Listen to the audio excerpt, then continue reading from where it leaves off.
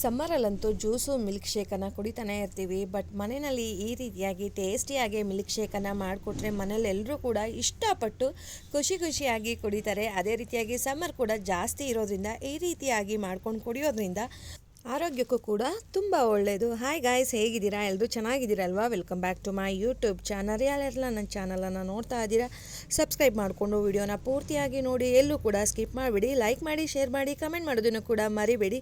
ಬನ್ನಿ ಈ super duper ಆಗಿರುವಂಥ ಮಿಲ್ಕ್ ಶೇಕನ್ನು ಹೇಗೆ ಮಾಡೋದು ನೋಡ್ಕೊಂಡು ಬರೋಣ. ನಾನಿಲ್ಲಿ ಒಂದು ಕರ್ಬೂಜ ಹಣ್ಣನ್ನು ತೊಗೊಂಡಿದ್ದೀನಿ. ನಾನು ಸುಮಾರು ಇಲ್ಲಿ ಒಂದು 3 ಗ್ಲಾಸಷ್ಟು ಮಿಲ್ಕ್ ಶೇಕನ್ನು ರೆಡಿ ಮಾಡ್ತಾ ಇದ್ದೀನಿ. ಫಸ್ಟು ಕರ್ಬೂಜ ಹಣ್ಣನ್ನು ಚೆನ್ನಾಗಿ ತೊಳ್ಕೊಂಡ್ಬಿಟ್ಟು 1-2 ಭಾಗ ಆಗಿ ಮಾಡ್ಕೋತಾ ಇದ್ದೀನಿ. ಅದರಲ್ಲಿ ಒಳಗಡೆ ಇರೋವಂಥ ತಿರುಳನ್ನೆಲ್ಲ ಸಪ್ರೇಟ್ ಮಾಡಬೇಕಾಗತ್ತೆ. ನಾನಿಲ್ಲಿ ಅರ್ಧ ಭಾಗ ಹಣ್ಣು ಮಾತ್ರ ತೊಗೋತಾ ಇದ್ದೀನಿ. ಅರ್ಧ ಭಾಗ ಸಾಕಾಗತ್ತೆ. 3ರಿಂದ 4 ಕಪ್ಪಷ್ಟು ಮಿಲ್ಕ್ ಶೇಕ್ ರೆಡಿ ಆಗುತ್ತೆ. ಇದನ್ನು ಹಾಗೆ ಬೇಕಾದರೂ ತಿನ್ಬೋದು, ತುಂಬ ಚೆನ್ನಾಗಿರುತ್ತೆ.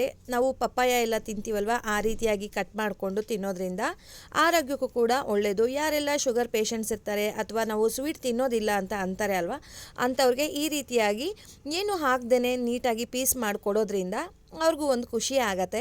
ಸೊ ಈ ರೀತಿಯಾಗಿಯೂ ಕೂಡ ಈ ಹಣ್ಣನ್ನು ತಿನ್ಬೋದು. ಕರ್ಬೂಜ ಹಣ್ಣು ಕೇಳೇ ಇರ್ತೀರಾ, ಮಸ್ಕ್ ಮೆಲನ್ ಅಂತ ಹೇಳ್ಬಿಟ್ಟು. ಇದರಲ್ಲಿ ಮಾಮೂಲು ಜ್ಯೂಸು ಕೂಡ ತುಂಬ ಚೆನ್ನಾಗಿರುತ್ತೆ. ಮಿಲ್ಕ್ ಶೇಕು ಕೂಡ ತುಂಬ ರುಚಿಯಾಗಿರುತ್ತೆ. ಈ ರೀತಿಯಾಗಿ ಮನೆಯಲ್ಲಿ ಒಂದ್ಸಲ ಟ್ರೈ ಮಾಡಿ.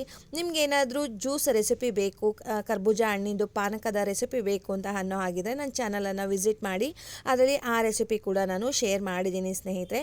ನಾನು ಈ ರೀತಿಯಾಗಿ ಕಟ್ ಮಾಡಿಕೊಂಡು ಮಧ್ಯ ತಿರುಳನ್ನೆಲ್ಲ ಸಪ್ರೇಟ್ ಮಾಡಿಕೊಂಡು ಪೀಸಾಗಿ ಕಟ್ ಮಾಡ್ಕೊಂಡಿದ್ದೀನಿ. ಪ್ರತಿಯೊಂದನ್ನು ಈ ರೀತಿಯೇ ಮಾಡ್ಕೋತಾ ಇದ್ದೀನಿ. ನಾನಿಲ್ಲಿ ಡೈರೆಕ್ಟು ಮಿಕ್ಸಿ ಜಾರ್ಗೆ ಹಾಕ್ತಾ ಇದ್ದೀನಿ. ನಾನಿಲ್ಲಿ ಎಕ್ಸ್ಟ್ರಾ ಏನು ನಾನು ಜ್ಯೂಸರ್ ಜಾರ್ಗೆ ಹಾಕಿ ಫಿಲ್ಟರ್ ಮಾಡೋದು ಆ ಥರ ಏನೂ ಇಲ್ಲ. ಯಾಕಂದರೆ ಇದರಲ್ಲಿ ಏನೂ ಇಲ್ಲ ಜ್ಯೂಸರ್ ಜಾರಲ್ಲಿ ಮಾಡೋ ಅಂಥದ್ದು. ನಾವು ತಿರುಳನ್ನೆಲ್ಲ ಸಪ್ರೇಟ್ ಮಾಡಿಬಿಟ್ಟು ಇರೋದ್ರಿಂದ ಸೊ ನಮಗೆ ಆ ಪಲ್ಪೆಲ್ಲ ಸಿಗಬೇಕು ಬಾಯಿಗೆ, ತುಂಬ ಚೆನ್ನಾಗಿರುತ್ತೆ. ತಿಂತಾ ಇರಬೇಕಾದ್ರೆ ಆ ಪೀಸ್ಗಳು ಸಿಗ್ತಾ ಇದ್ದರೆ ಆ ಮಜಾನೇ ಬೇರೆ ಸ್ನೇಹಿತರೆ. ನಾನಿಲ್ಲೊಂದು ಮಿಕ್ಸಿ ಜಾರ್ ತೊಗೊಂಡಿದ್ದೀನಿ. ಅದಕ್ಕೆ ನಾವೀಗೇನು ಕಟ್ ಮಾಡಿ ಇಟ್ಕೊಂಡಿದ್ದೀವಲ್ವ, ಅದನ್ನು ಸಿಪ್ಪೆಯಿಂದ ಸಪ್ರೇಟ್ ಮಾಡಿಕೊಂಡು ಹಾಕ್ಕೊಂಬಿಡೋಣ. ನೋಡಿ, ಈಸಿಯಾಗಿ ನೋಡಿ ಈ ರೀತಿಯಾಗಿ ಬಂದ್ಬಿಡುತ್ತೆ. ನಮಗೇನು ಕಷ್ಟ ಅಂತಲೇ ಅನಿಸೋದಿಲ್ಲ ಸ್ನೇಹಿತರೆ. ಈ ಜ್ಯೂಸು ಕೂಡ ಅಷ್ಟೇ ಆರೋಗ್ಯಕ್ಕೆ ತುಂಬ ಒಳ್ಳೆಯದು.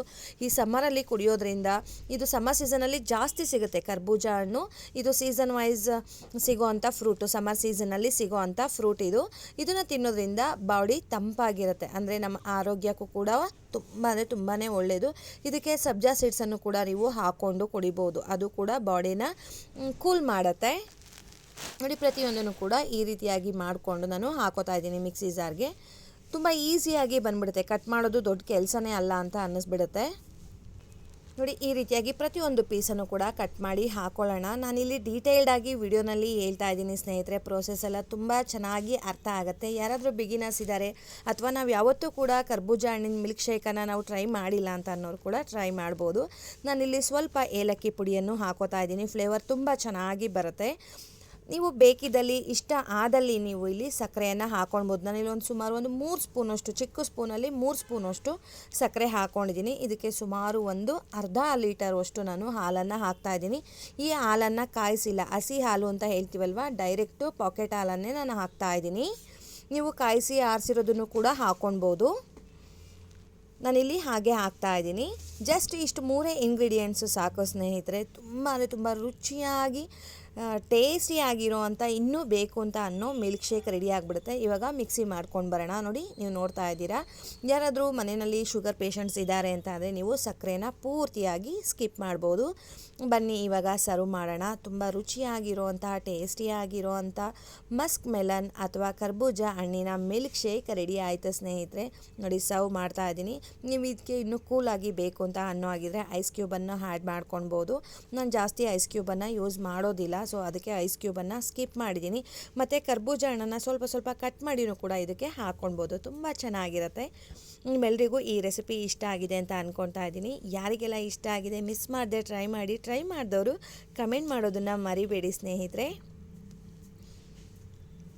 ನೋಡ್ತಾ ಇರ್ಬೋದು, ತುಂಬ ಚೆನ್ನಾಗಿ ರೆಡಿಯಾಗಿತ್ತು. ಟೇಸ್ಟು ಕೂಡ ಅಷ್ಟೇ ತುಂಬ ಚೆನ್ನಾಗಿತ್ತು. ನೋಡ್ತಾ ಇರ್ಬೋದು ಎಷ್ಟು ಚೆನ್ನಾಗಾಗಿದೆ ಅಂತ. ತುಂಬ ಚೆನ್ನಾಗಿ ಬಂದಿತ್ತು ಸ್ನೇಹಿತರೆ. ನಿಮ್ಮೆಲ್ಲರಿಗೂ ಇಷ್ಟ ಆಗಿದೆ ಅಂತ ಅಂದ್ಕೊಂಡಿದ್ದೀನಿ. ಹೋಗ್ಬರಲ್ಲ. ಬಾಯ್ ಸ್ನೇಹಿತರೆ, ನಮಸ್ತೆ.